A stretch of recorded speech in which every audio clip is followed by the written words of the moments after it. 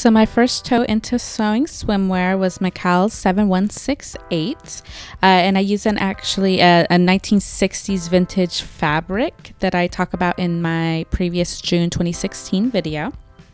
There are actually a lot of pattern pieces in there, so if you're working on it, just make sure to take time to see that you have all the correct pieces.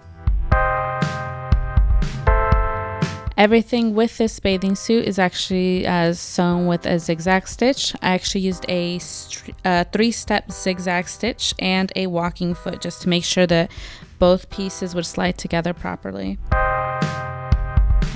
My main concern was actually fit, just because I didn't know how much negative ease would be in this piece. So I sewed the lining first before I committed to sewing with the really pretty floral fabric. So I used the lining to fit myself and then transferred all those changes to the pattern and then back onto the really nice fabric.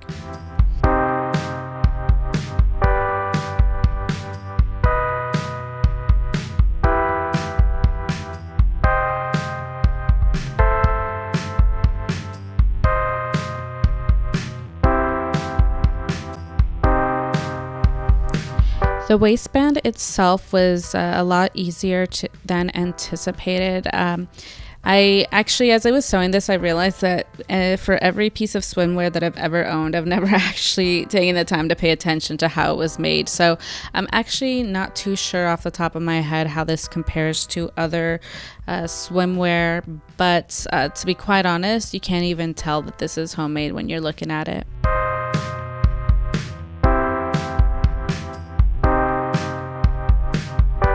I think the trickiest part for me was actually how much I underestimated the amount of elastic that I was actually going to need.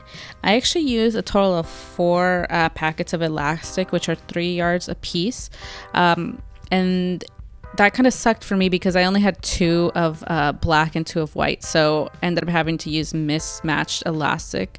Thankfully, you can't even tell, but I know that it was incorrect.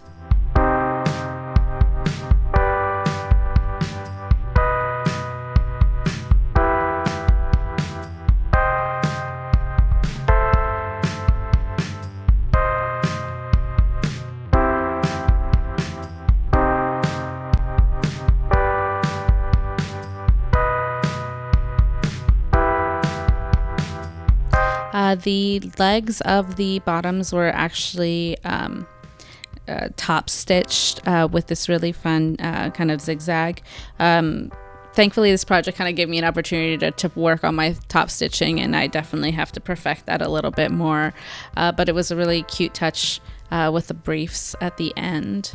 I would probably, for the next time I make this, maybe make the opening a little bit larger, just because it did kind of pinch a little bit.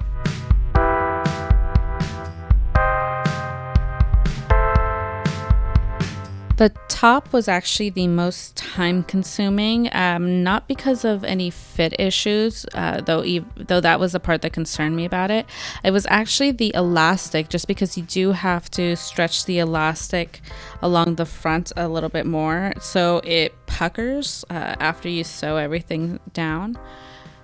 Also, I did originally use a zigzag stitch, which, as you can see in the video, is still on there, but I actually ended up having to take all the zigzag stitch out and do a straight stitch, just so that when I would turn it inside out, it didn't sit all puckered up and weird. You can kind of see in this part of the video, the right hand side is where the zigzag was, and I was not able to top stitch that until I took it apart, did the straight stitch, and then turned it around and top stitched it at that point. It still doesn't sit flat, but when you wear it, it does.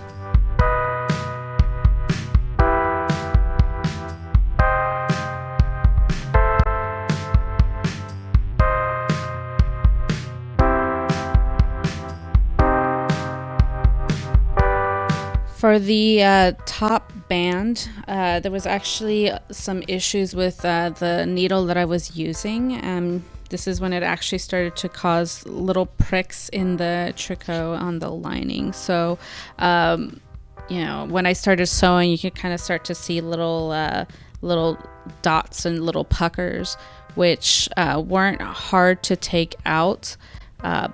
but it did cause, kind of a headache. I was freaking out for a second. So what I did was just stretch out the fabric a lot just to kind of get those two laid down. And then I got rid of the needle that I was using on my machine, dispose of it in the little jar I have for all my used needles. I think it probably got dull just from sewing through so much elastic over the entire project. As you can see, towards the end, I actually started to run out of the elastic, as I said before. I had enough for the top band, but then ended up having to combine the black and white elastic in order to finish up the project. Thankfully, that bottom edge was just turned over, so you can even tell.